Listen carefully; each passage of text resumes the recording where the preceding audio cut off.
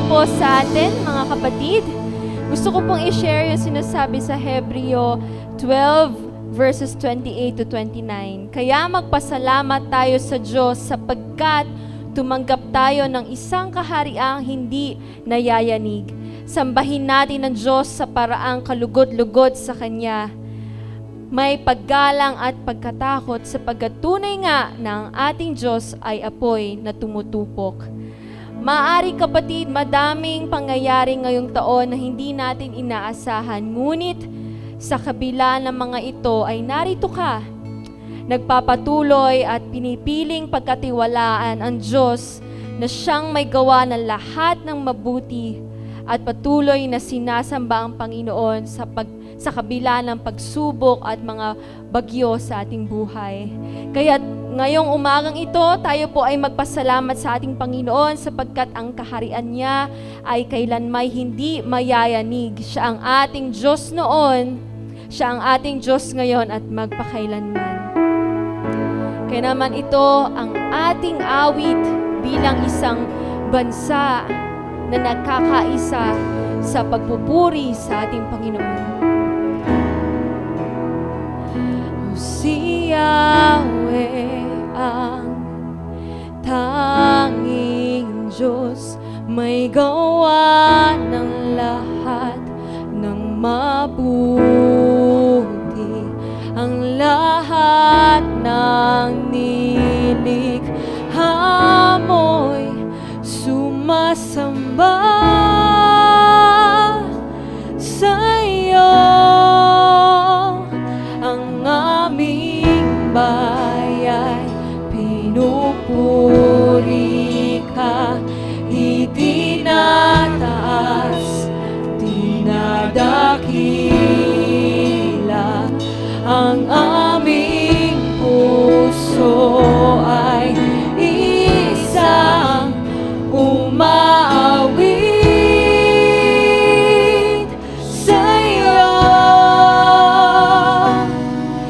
Mapalad ang bayan na iyong ibinukod, mapalad ang bansang sa iyo lamang sumusunod. Maghari ka't manahan sa aming pagpupuri, ikaw lang o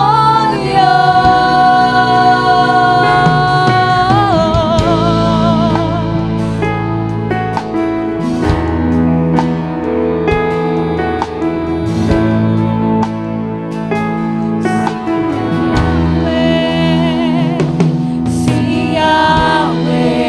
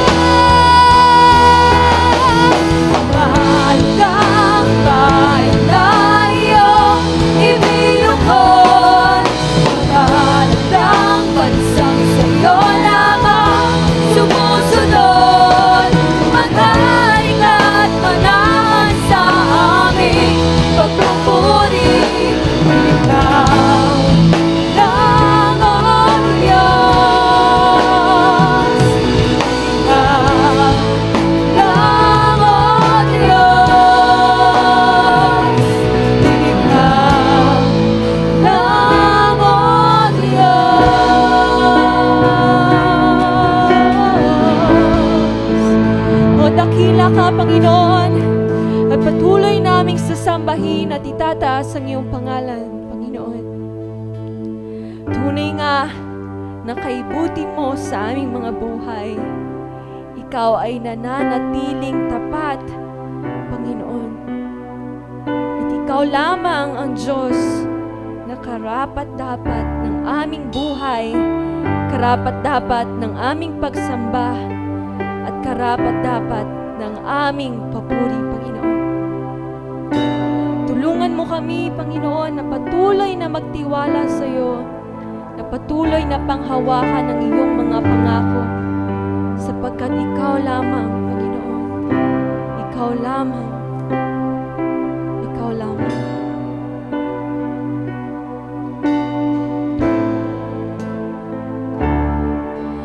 O Diyos, sa kabutihan mo, ako'y naririto upang magpuri sa iyo.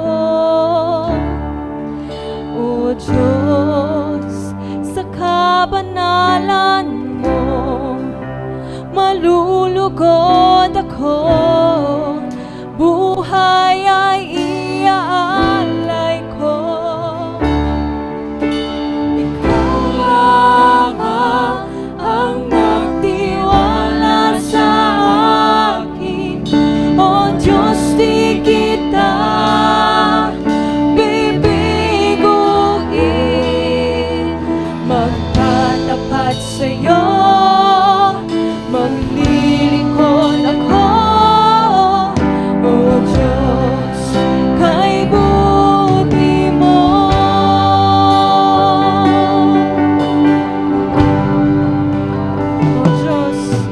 O Diyos, sa kabutihan mo, ako'y naririto upang magpuri sa iyo. O Diyos, sa kabanalan mo, nalulugod ako, buhay ay iaalay ko. Ikaw lamang ang nagtiwala sa akin,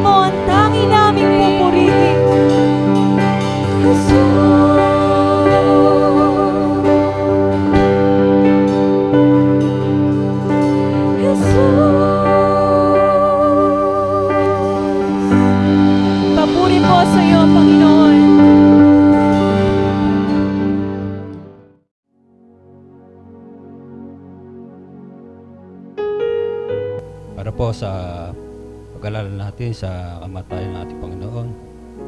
Ating pong basahin at pakinggan na nasusulat sa Aklat ng Juan, Kapitulo 6, talata ang 51 hanggang sa mga sumusunod.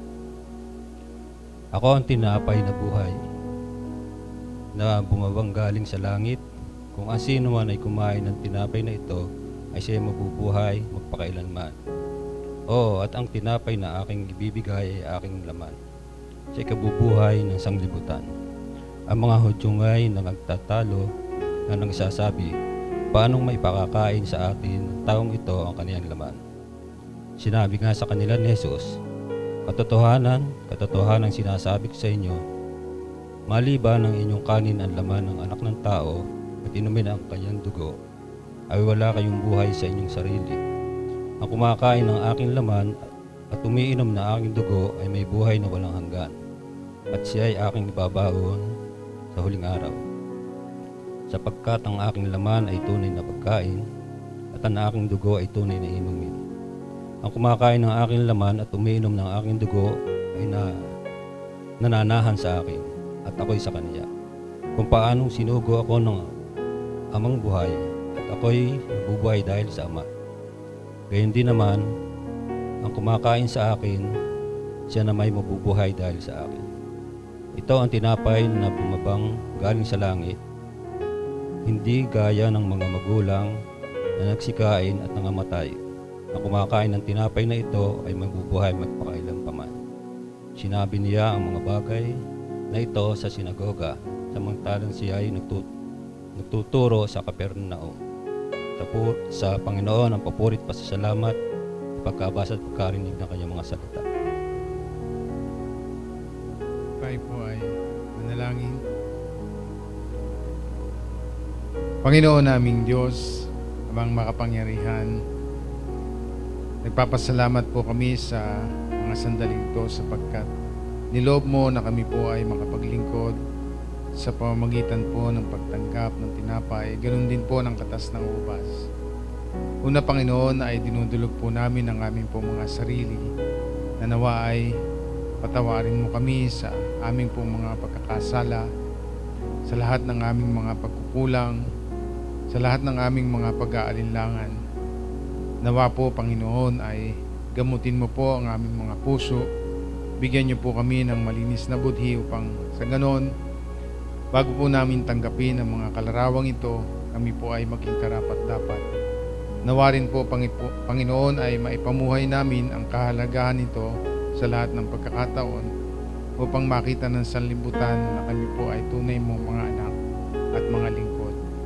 Kaya po, Panginoon, pahintulutan mo po, pagpalain mo po ang mga kalarawang ito, ang tinapay, ganun din po ng katas ng ubas, bago po namin tanggapin at ang pagpapala na mula sa iyo, sa pangalan ni Jesus, ang sumaamin. Amen.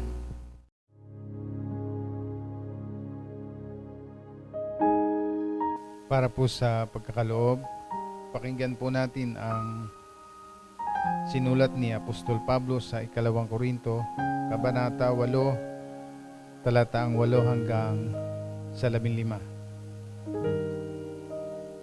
Hindi sa inutusan ko kayo, sinasabi ko lamang sa inyo ang ginagawang pagtulong ng iba upang masubok ang katapatan ng inyong pag-ibig. Alam ninyo kung gaano kalaki ang pag-ibig ng ating Panginoong Hesukristo, na bagamat mayaman ay nagpakadukha upang yumaman kayo sa pamamagitan ng kanyang karukhaan. At ito ang payo ko tungkol diyan. Ipagpatuloy ninyo ang inyong pangingilak na sinimula noon pang 1 taon. Kayo ang nanguna hindi lamang sa pagsasagawa nito kundi maging sa pagbabalak. Kaya't ituloy na ninyo ito. Ang sigasig na ipinakita ninyo sa pasimula ay panatilihin ninyo hanggang sa matapos. Magbigay kayo ayon sa inyong makakaya, sapagkat kung bukal sa kalooban ng pagbibigay, tatanggapin ng Diyos ang inyong nakayanan. Hindi niya hinihintay na magbigay kayo ng hindi ninyo kaya. Hindi sa ibig kong mag-aana ng iba at mabigat na naman kayo. Masagana naman kayo ngayon, Marapat lamang na tulungan ninyo ang mga nangangailangan. Kung kayo naman ang mga ilangan at sila naman ay masagana, sila naman ang tutulong sa inyo. Sa gayon, pareho kayong nakatulong sa isa't isa at naganap sa inyo ang sinabi ng isa sa kasulatan. Ang nagtipo ng marami ay hindi lumabis, at ang nagtipo ng kaunti ay hindi naman kinulang. Pagpalain nawa ang mga salita ng Panginoon. Tayo po ay taimtim na manalangin. Mapagmahal naming Diyos, salamat po sa biyaya ng buhay. Kami pong lahat na iyong mga anak ay nagbabalik ng pasasalamat sa pamamagitan po ng pagkakaloob ng aming nakayanan na sa inyo rin po ito nagmula. Panginoon naming Diyos, nawa po sa pagkakataong ito na kami po ay nasa gitna ng pandemya, Panginoon, at kalamidad na naranasan ng aming mga kababayan sa gawi po ng Catanduanes at Bicol. Kami po ay nakikiisa sa panalangin at sumasamo, Panginoon, na huwag niyo po silang pabayaan, Panginoon. Huwag nawa silang mawaglit sa iyong paningin, tulad din po ng aming pong mga nararanasan ngayon na kami po ay hindi niyo po pinagkukulang.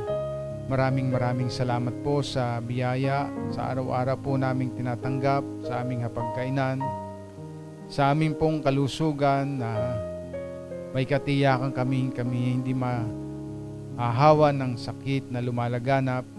Ganon din po, Panginoon, sa aming pong espiritual na patuloy nyo kaming pinaalalahanan sa pamamagitan po ng mga mensahe na inyo pong pinahatid sa aming pong mahal na pastor. Dakilang Diyos amang makapangyarihan, nawa po sa aming pong pagkakaloob, matagpuan mo po ang masaya at maluwalhati kaming makapagkaloob ng sa aming nagmumula sa aming puso. Ito po ay makatugon sa pangangailangan po ng iglesia at kung maaari po, nawa ito ay makatulong din po sa pangangailangan ng aming pong mga kapatid. Maraming salamat po, Panginoon. Ito po ang aming dalangin, pasasalamat sa makapangyarihang pangalan ni Jesus at sa gabay at patnubay ng banal na Espiritu Santo. Amen.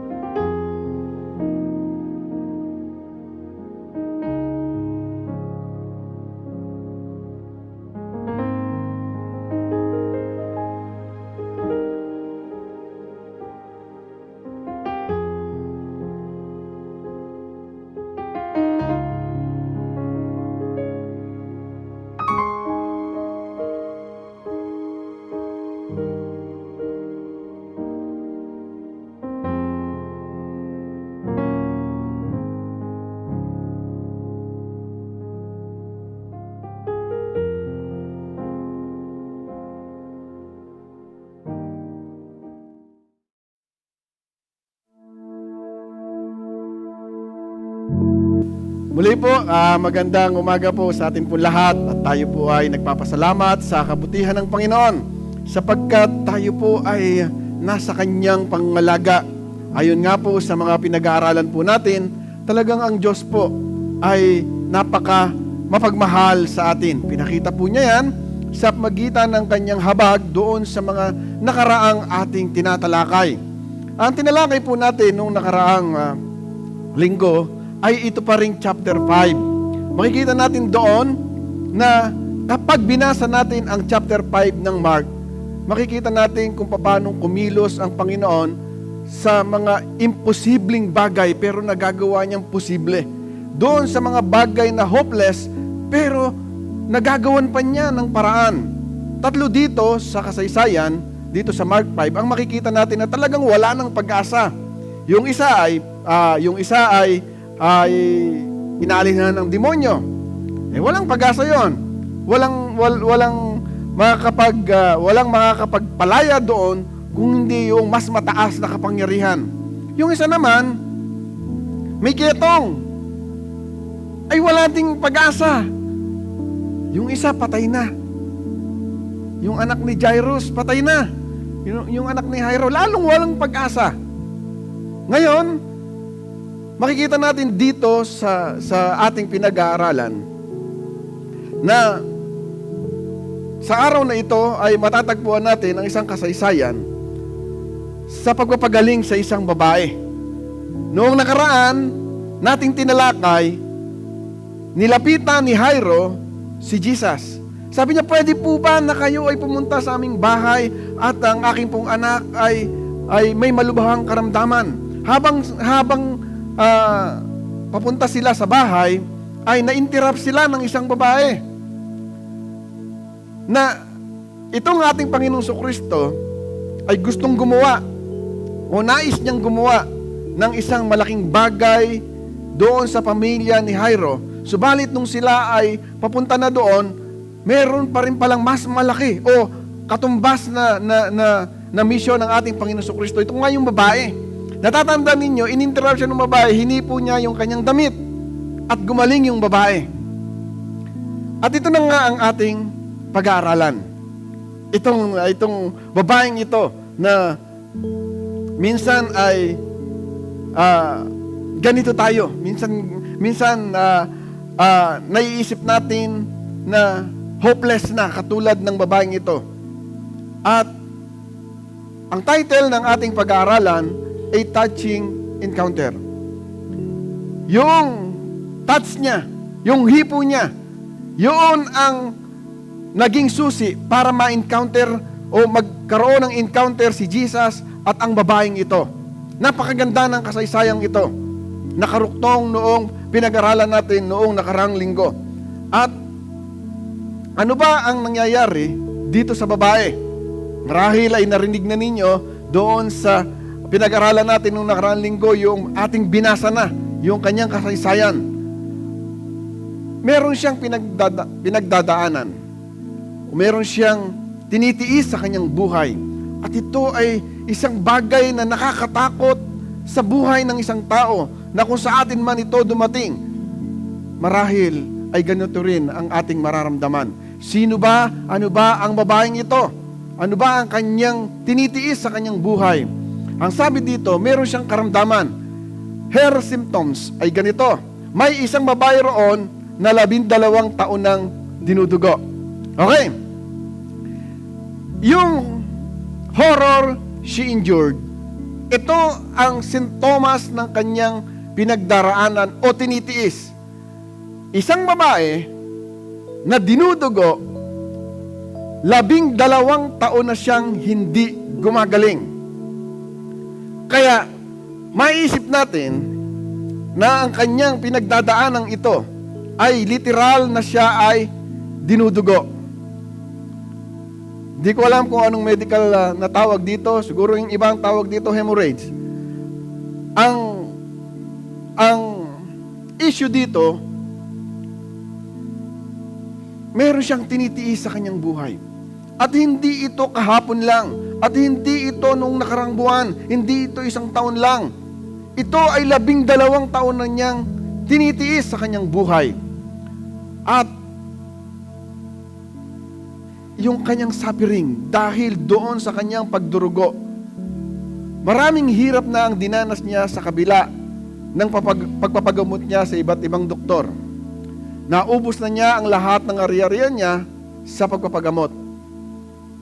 Pero sa halip na gumaling, ay lalo pang lumala ang kanyang sakit. Ito yung suffering niya. At marami na siyang inubos sa pagpapagamot. Sari-saring doktor na. Marahil may tunay na doktor, mayroong kwak-kwak ang kanyang mga nilapitan. Pero isa lamang ang resulta. Walang makapagpagaling sa kanya. At meron pang mas malalang nangyari. Sa halip na siya ay gumaling, lalo pa siyang lumala sa kanyang karamdaman. Kaya ito ang kanyang suffering. Ay, naintindihan ba natin yon? Lalo tayong mga kalalakihan, baka hindi natin naintindihan itong pinagdadaanan ng babaeng ito. Para maintindihan natin kung ano yung kanyang suffering. Kasi parang binasa lang natin, hindi pumapasok sa damdamin natin kung ano ang kanyang pinagdaraanan. Noong panahon niya, Kaya ganito ang kanyang paghihirap. Nung panahon niya, yung kanyang suffering, she suffered physically. Bakit? 12 years na siyang dinudugo. Marahil siya ay putlang-putla na, marahil siya ay hinang-hina na, marahil siya ay bahagya ng kumakain. Physically. Nagdurusa siya physically. She suffered socially. 12 years, tanda natin, 12 years. Marahil, pagtungtong niya nung siya ay nagdalagita, o nang siya ay tumungtong na sa pagdadalaga, nagkasakit na siya. Kasi 12 years. Isipin na lang natin kung ay ilang taon na siya ngayon. Ibig sabihin, nung siya ay tumungtong sa kanyang pagdadalaga, meron na siyang ganitong karamdaman. Bakit siya nagsasuffer socially? Hindi siya makapag-asawa. Hindi siya makapag-asawa. Hindi rin siya pwedeng makisalamuha sa mga tao. Natatanda ninyo yung may ketong, hindi siya pwedeng makisalamuha sa mga tao. Nung panahon na yon, ito ang mga sakit na hindi ka pwedeng makisalamuha sa mga tao. Ito yung mga sakit na ina-isolate. Ito yung mga sakit na dapat naka-quarantine ka. Ito yung mga sakit na itinutuloy kang marumi ng lipunan. Kaya meron siyang suffering na pinagdadaanan physically and socially. Hindi siya nagkakaroon ng kasintahan. Sipin nyo yung mga kabataan ngayon, wala namang ganitong sakit pero nagmamadaling magkaroon ng kasintahan. Pero ito, talagang socially, wala siyang kaibigan. Marahil pati ang kanyang mga kamag-anak ay ayaw siyang makasama dahil bawal nga. Mamaya makikita natin kung bakit bawal. She suffered emotionally. Ano ang nararamdaman niya? Ano ang damdamin niya? Na ang lipunan, siya ay ayaw makasama. Ano ang nararamdaman niya? Na marahil nung siya ay nagdadalaga, nagkakaroon siya ng crush, nagkakagusto siya, o gusto niyang makipagkaibigan, pero bawal. Pero, buhay siya. Inilalaban niya ang kanyang kalagayan. Bakit nating sinabing inilalaban niya ang kanyang kalagayan? Ayon doon sa binasa natin, nilapitan na niya ang lahat ng doktor. Inubos niya ang lahat ng kanyang ari-arian para lamang sa kanyang kagalingan. Kapag ikaw ay ginawa mo na ang lahat ng iyong makakaya, pero wala pa ring resulta, emotionally, magsasuffer ka. Kaya, sa loob ng 12 taon, inaasahan niya na siya ay gagaling. Sa loob ng 12 taon, tiniis niya ang rejection. Sa loob ng 12 taon, tiniis niya na siya ay nag-iisa, isolated, at walang kasama. Yun ang masakit. Bakit nga ba? Pati religiously, nagsasuffer siya. Ang isang relihiyon na sana dapat ay yumakap sa kanya, ang isang relihiyon na dapat sana ay kumalinga sa kanya, para maintindihan natin ang kanilang relihiyon noon, yung Judaism. Ito ang kanilang sinasabi. Sa Leviticus chapter 15, verse 19 hanggang 20, ang sino mang babaeng nireregla ay 7 araw na ituturing na marumi. Ituturing ding marumi hanggang sa gabi ang makahawak sa kanya. Okay? Kaya socially, emotionally, physically, religiously, nagsasuffer siya. Bakit? Ang sabi ng kanilang relihiyon, kapag ang isang dalaga, kapag ang isang babae, merong buwanang dalaw, lahat ng kanyang mahipo, marumi. So magsasuffer siya socially, kasi wala siyang 12 years yun. ang anumang kanyang mahigaan, maupuan sa loob ng panahong iyon ay ituturing na marumi. Kaya na'y tao, kaya na'y kagamitan, basta nagkaroon ng contact doon sa babae, ituturing na marumi. Ang sino mang makahipo sa higa niya, okay, wala namang direct contact doon sa babae. Yung higaan ang may contact doon sa babae, pero yung nakahipo doon sa nahipo ng babae, ituturing ding marumi. Ang sino mang makahipo sa higa niya ay dapat maligo. Lalabahan nito ang kanyang kasuutan at siya ituturing ding marumi hanggang gabi. Ang sino mang makahawak sa anumang maupuan ng babaeng ito ay dapat ding maligo. Lalaban niya ang kanyang damit at ituturing siyang marumi hanggang gabi. Yun ang relihiyon. Okay. Ang makahawak ng anumang nasa higaan o inupuan ng babaeng iyon ay ituturing na marumi hanggang gabi. Sino mang lalaking makipagtalik sa babaeng may regla ay 7 araw na ituturing na marumi. Anumang kanyang higaan ay ituturing ding marumi. Kung ang sino mang babae ay dinudugo nang wala sa panahon, eto siya. Lumampas. Eto nga siya. Wala sa panahon, lagpas-lagpas na. 12 years. Kaya sa takdang panahon ng kanyang pagregla, ituturing siyang marumi habang siya'y dinudugo tulad ng siya'y nireregla. Ang anumang mahigaan o maupuan niya sa loob ng panahong iyon ay ituturing na marumi tulad din ng siya'y nireregla. Ang sino mang makahipo sa mga bagay na ito ay dapat maligo. Lalaban niya ang kanyang kasuotan at ituturing siyang marumi hanggang sa gabi. Kung huminto na ang kanyang pagdurugo, siya'y bibilang ng 7 araw mula noon at magiging malinis na siya. Pero hindi nga niya nararanasan ito, yung 7 araw, sapagkat magmula nang nagsimula siyang magdalaga, 7 taon na ang nakakaraan, 12 taon na ang nakakaraan, ganun pa rin ang kanyang dinaranas. Kaya maintindihan natin kung paano siya nagdurusa. Ito yung babaeng makakatagpo ni Jesus. Habang si Jesus ay patungo doon sa isang babae naman, na nung panahon na pinagagaling niya itong babaeng ito, yung babae naman, yung 12 years old na bata na anak ni Jairo, ay patay. Patay na. Dahil meron siyang inasikasong isang babae na itong babaeng ito ay nagdurusa sa kanyang buhay sa loob ng 12 taon. Meron siyang kalungkutang dinadala.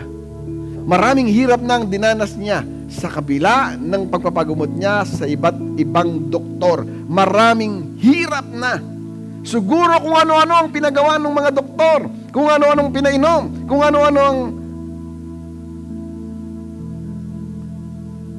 ano-ano yung seremonya marahil ang ginawa.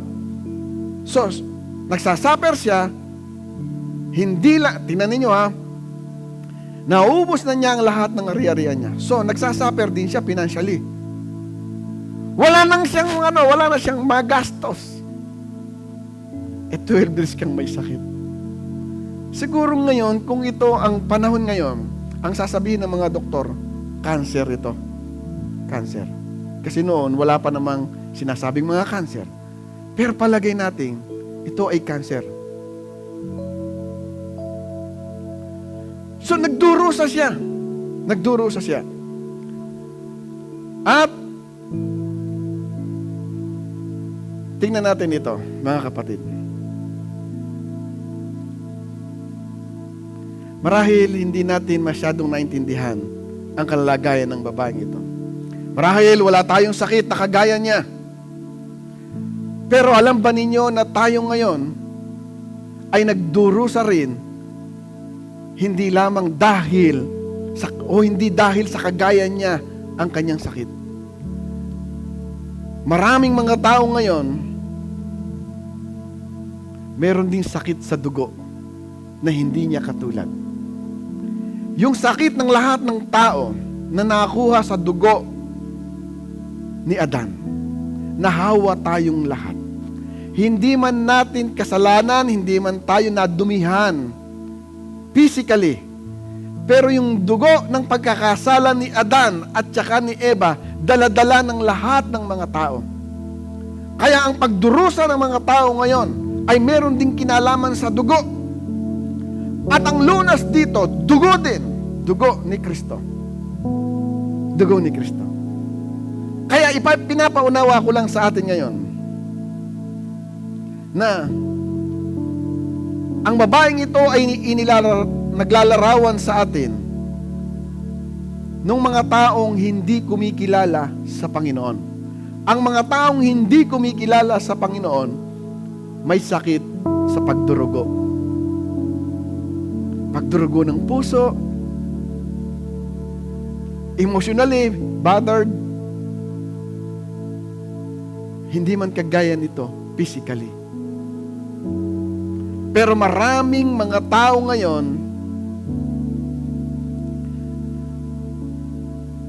ang inuubos nila ang kanilang kalakasan, ang kanilang kabataan para lamang hanapin ang kagamutan sa kanilang kalungkutan. Para lamang hanapin, parang itong babaeng ito, ginugol niya lahat ng panahon para sa kalunasan ng kanyang problema.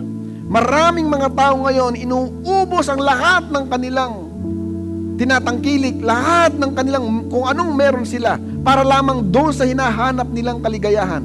Pero bakit hindi matagpuan? Kasi nga, katulad ng babaeng ito, ang kalunasan matatagpuan kay Kristo. Kung kani-kanino lumalapit. Kaya yung pagdurusa, hindi nawawala sapagkat hindi pa na-encounter yung kalunasan. Ang babaeng ito ay naglalarawan ng mga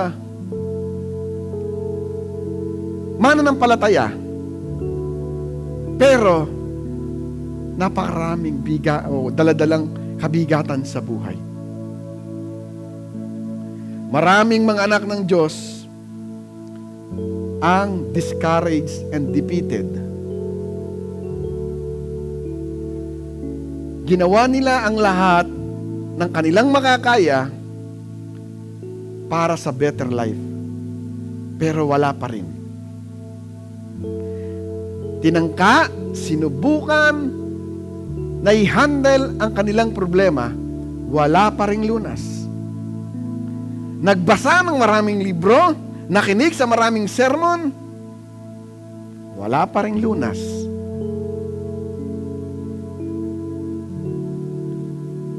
Lalo pang lumalala. Bakit? Hindi nga kay Jesus hinahanap ang kalunasan, kundi kung saan-saang bagay. Huwag natin sabihin, nagcha-church naman ako. Alam ninyo, ito ang totoo. May mga napahamak dahil sa church. Meron. Merong mga tao, ang nakilala niya sa church ang magpapahamak sa kanya.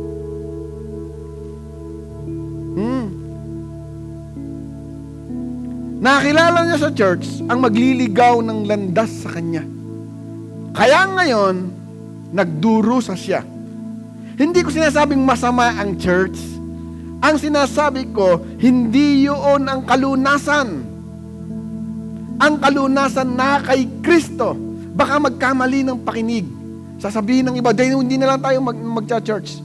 Hindi po itong church na ito ang sinasabi ko. Ang sinasabi ko, maraming tao ang pumunta sa iba't ibang mga iglesia, sa iba't ibang mga simbahan, sa iba't ibang relihiyon dahil meron silang hinahanap.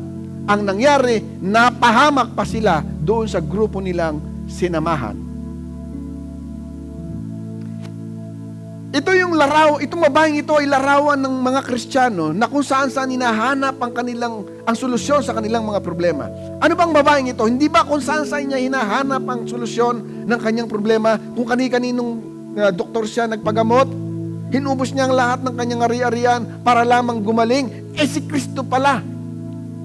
Si Kristo pala ang kalunasan. Kaya, nung matagpuan niya si Kristo, Tingnan natin ito. The declaration she heard. Nabalitaan niya ang himalang ginagawa ni Jesus.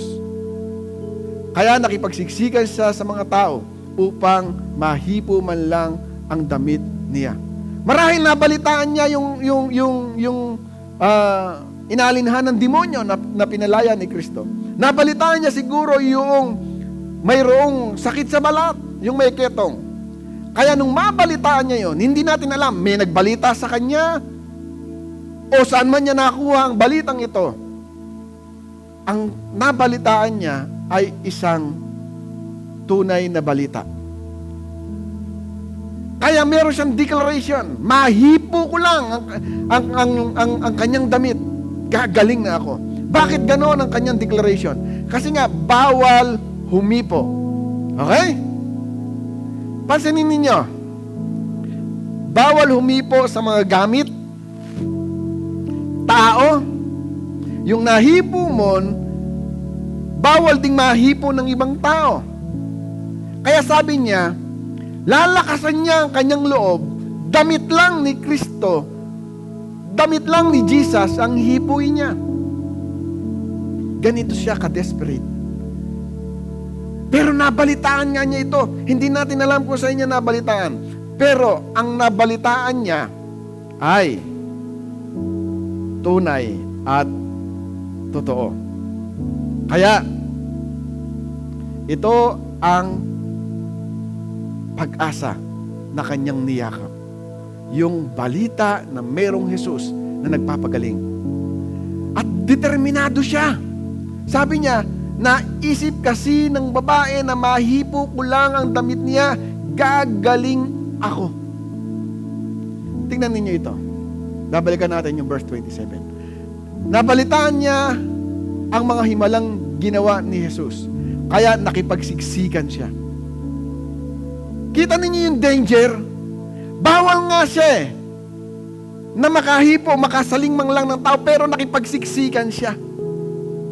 Hindi ba niya naisip na kapag nakilala siya ng mga tao na itong babaeng ito, siyang may sakit na ganito, tapos nakipagsiksikan ka, hindi niya naisip na pwede siyang patayin. Legal. Kasi kamatayan ang hatol sa mga ganitong cases na alam mo na ikaw ay mayroong sakit na nakakahawa. Bawal kang humipo sa mga tao, tapos nakipagsiksikan ka pa. Kapag nalaman ng mga taong ito, pwede siyang patayin, pwede siyang batuhin hanggang siya ay mamatay. Pero determinado talaga siya. Mahipo ko lamang, sabi nga sa ibang translation, mahipo ko lamang yung laylayan ng damit. Laylayan lang. The determination she held. Ito yung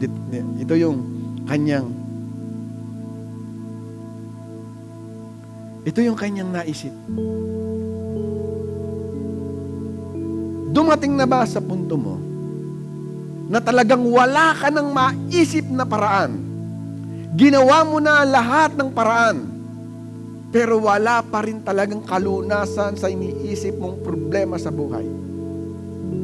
Inubos mo na lahat ng iyong lakas, pero wala pa rin, malungkot ka pa rin, depressed ka pa rin, may hinahanap ka pa rin, katulad ng babaeng ito. Kaya naisip niya na ito na lang talaga, ginawa ko na ang lahat, ito na lang talaga, ito na lang. Kaya determinado siya na gawin ang bagay na ito. Ngayon,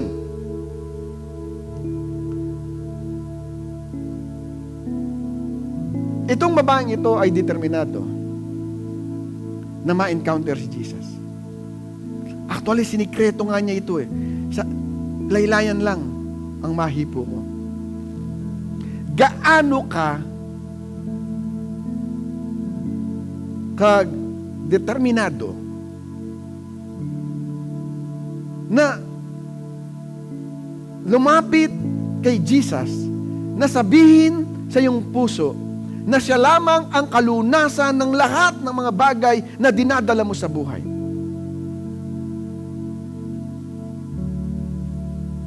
Naranasan mo na ba sa iyong buhay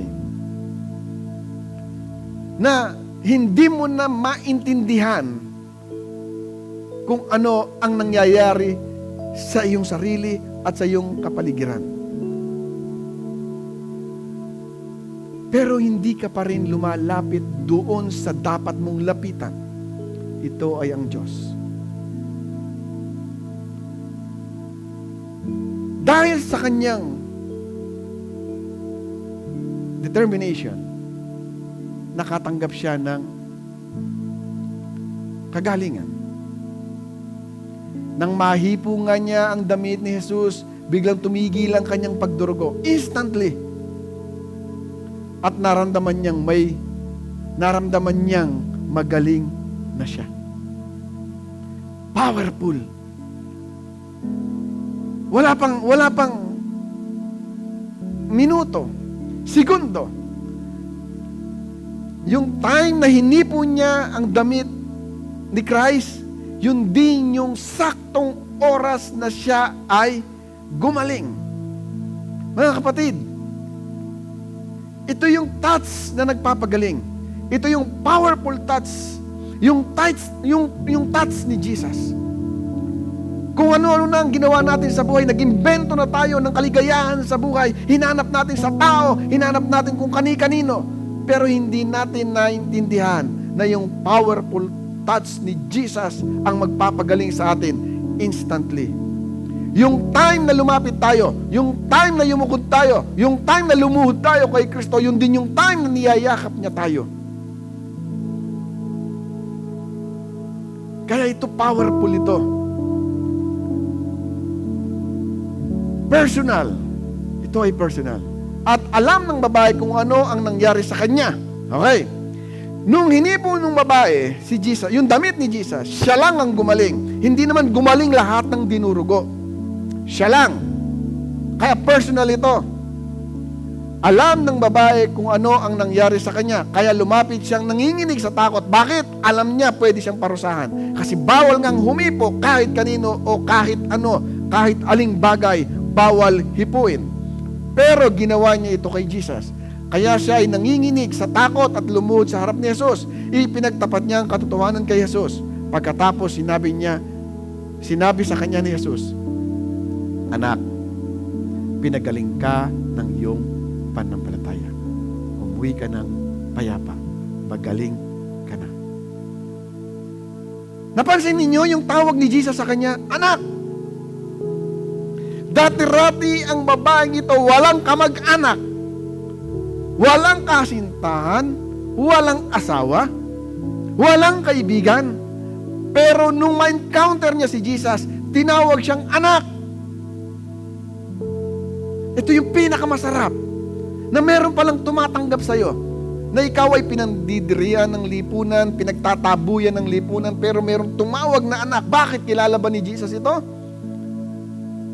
Pinagaling ka ng iyong pananampalataya. Yun yung matindi. Yung sinabing, pinagaling ka ng iyong pananampalataya. Hindi niya sinabing, pinagaling ka ng aking damit.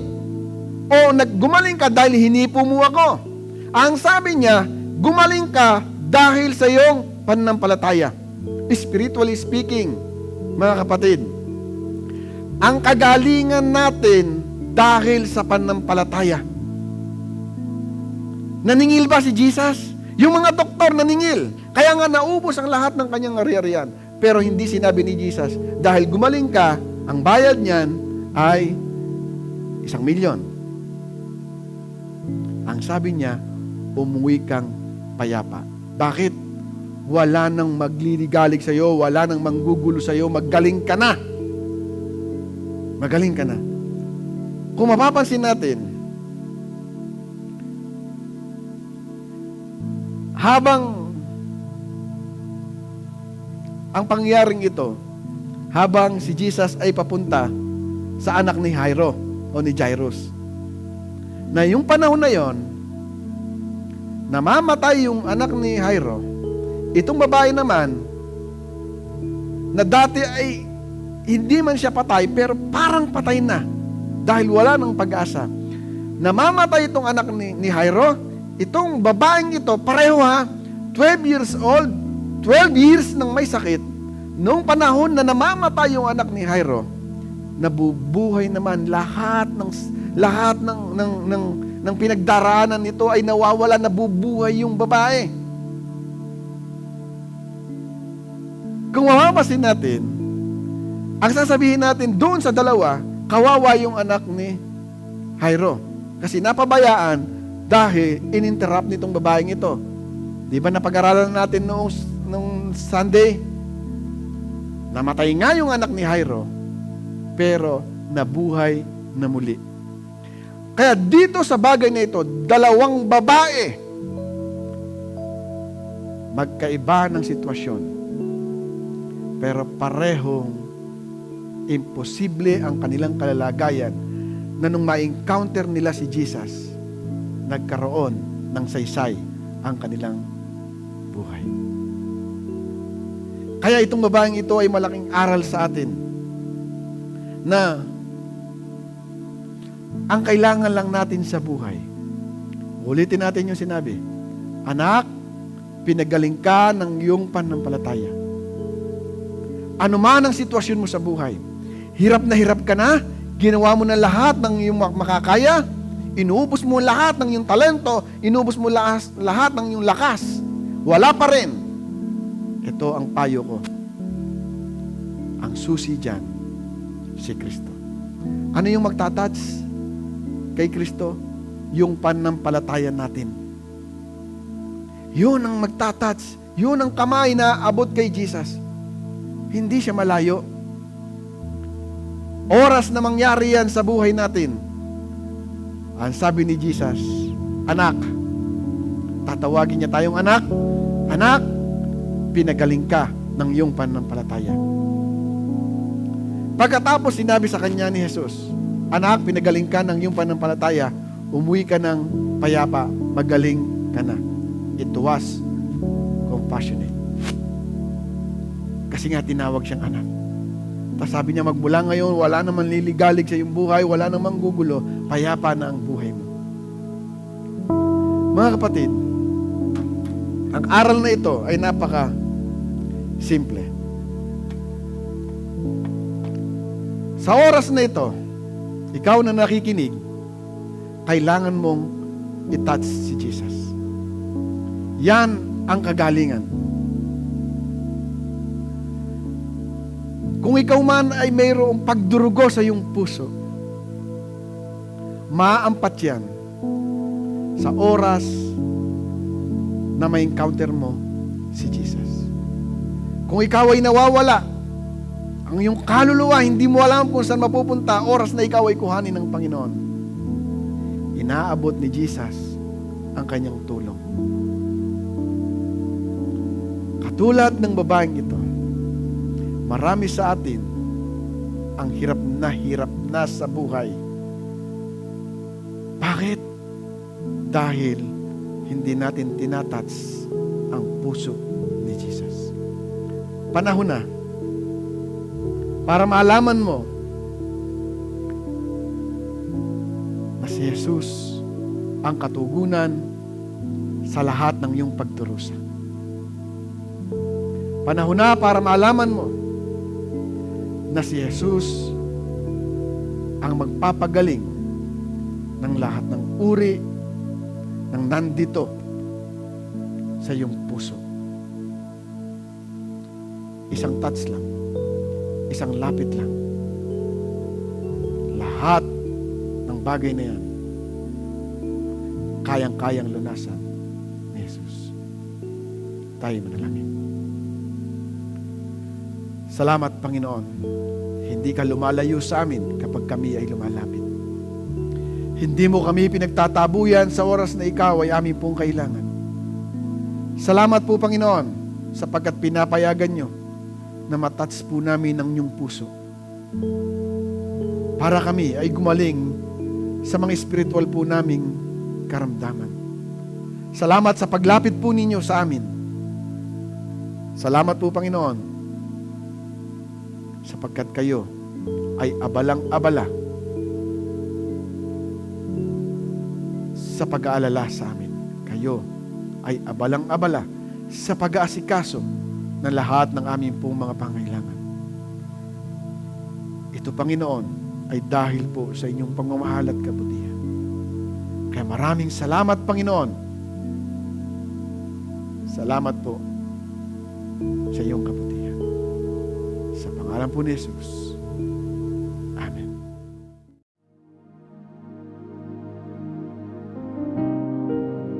Tayo may manalangin. Sa iyo, Ama namin Diyos na dakila at makapangyarihan sa lahat. Muli po sa umagang ito ay lubos po kami naniniwala na ang mga papuring awit na ibinigay ng aming mga kapataang Panginoon ay patuloy na inyong narinig sa inyong banal na harapan, Panginoon, at nawa ay ito ay nakalulahati sa inyong harapan. Panginoon, ganun po ay lubos po namin pinagpapasalamat ang inyong mga mensahe na nahayag sa umagang ito na sa pamamagitan ng inyong anak na inyong ginamit upang ito mahayag ay patuloy itong marinig ng bawat isa sa inyong mga anak. Panginoon, dahil sa mga mensaheng ito, Panginoon, ay patuloy na magkakaroon kami ng higit na kaunawaan, Panginoon, kung paano kami mabubuhay na nagtitiwala sa inyong dakilang pangalan, Panginoon. Panginoon, sa umagang ito ay nilalapit namin, Panginoon, ang aming mga kapatid na patuloy na dumaranas na sa pagkasumpong ng kanilang ikabubuhay, Panginoon. Nawa po, Panginoon, ay patuloy mo po silang patnubayan at kalingain, Panginoon. Ipahintulot mo po na masumpungan nila ang matatag na hanap buhay upang patuloy na may pagkuhanan sila ng kanilang mga pangangailangan sa araw-araw. Ganoon din po, Panginoon, patuloy namin nilalapit ang aming mga kapatid na patuloy na dumaranas ng mga karamdaman. Magaan man o mabigat na karamdaman, Panginoon, ito po yung nilalapit namin sa inyo. Panginoon, sa mga mensaheng narinig namin, patuloy po namin nakita kung paano mo minamahal ang bawat isa sa iyong mga anak. Alam po namin, Panginoon, na ang pagtatungumpay ay hindi nababase sa sakit, sa pisikal na karamdaman, Panginoon. Alam po namin, Panginoon, ang tunay na pagtatagumpay ay ang paggaling ng aming spiritual na kalalagayan, Panginoon. Kaya, Panginoon, patuloy kami nagtitiwala sa iyo at kami nananampalataya na alam po namin, Panginoon, na ito ang magliligtas sa amin. Panginoon, patuloy po kami nananabik sa aming pagbabalik sa sama-samang pananambahan sa inyo.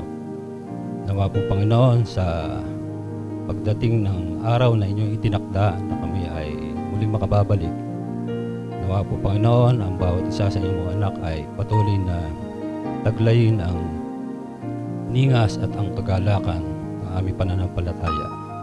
Nawa po, Panginoon, ito ay sa malaot madali ay mangyari dahil alam mo po kung paano namin kayo pinapupurihan at pinasasalamatan. Ito po ang aming dalangin sa pangalan ni Jesus. Amen.